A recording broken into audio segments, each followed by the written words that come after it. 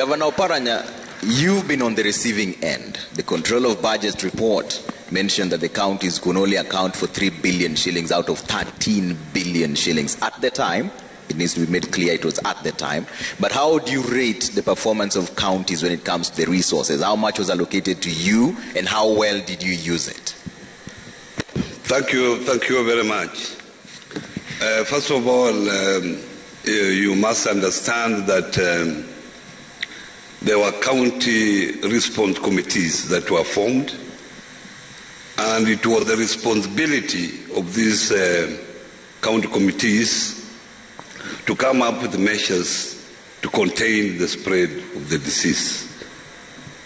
And in the process, these very committees came up with work plans, financial requirements that was required, and this was the coordinating committee.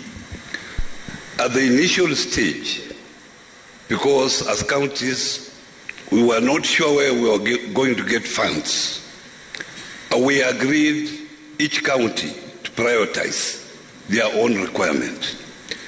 Through that process, counties were able to put together 6.1 billion through environments, and the amount varied from one county to the other. I think the lowest county provided about 10 million, and the highest county provided 400 million.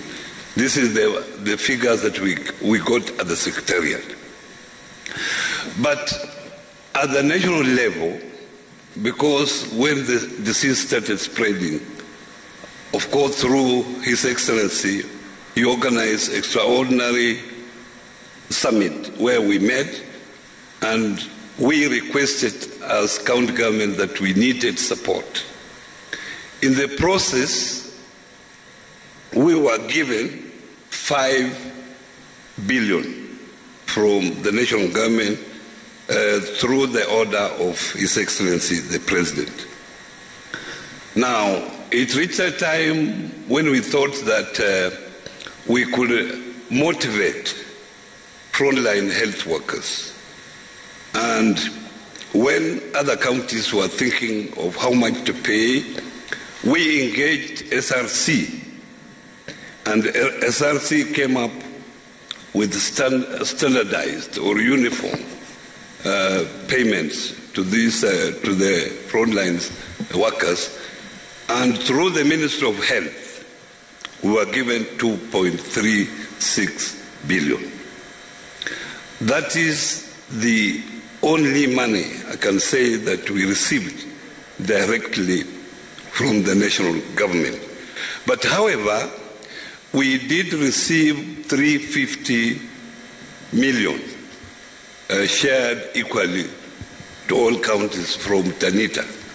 350 that went direct to level 2 and level 3 hospitals or health centers.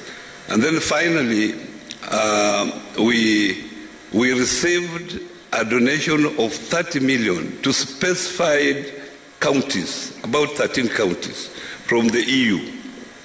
But this money, unfortunately, never went direct to the counties. Yeah. The EU used independent agents to carry out activities in the few selected counties. And that's the money that we received. For the 5 billion we received, a special audit is being carried out by the Treasury, by our internal audit, National Internal Audit Office. For the last 2 weeks, they have been in the counties, yeah, and we are yet to receive a report. Yeah, but from where you stand, would you confidently face Kenyans and tell them there was value for money? Their money was used prudently at the counties. I can tell you that this money was prudently used. But as I speak now, not all of this money has been spent. Because of the bureaucracy of moving from one financial year to the other financial year. Because there were supplementary budgets to be undertaken, because it was towards the end of the year. Yeah. And also there was a shortage of some goods on the market. Okay. So some of those goods had to be imported from overseas. You could not get ventilators, you could not get beds, they had to be imported. Okay. Some of them are just arriving now, but there was proper commitment because the county response committee had to come up with work plans and commitments. So this money was actually committed, although it has not been exhausted. Okay. So there's still some change as well. There is still some change. Change here. Yes. So let's bring in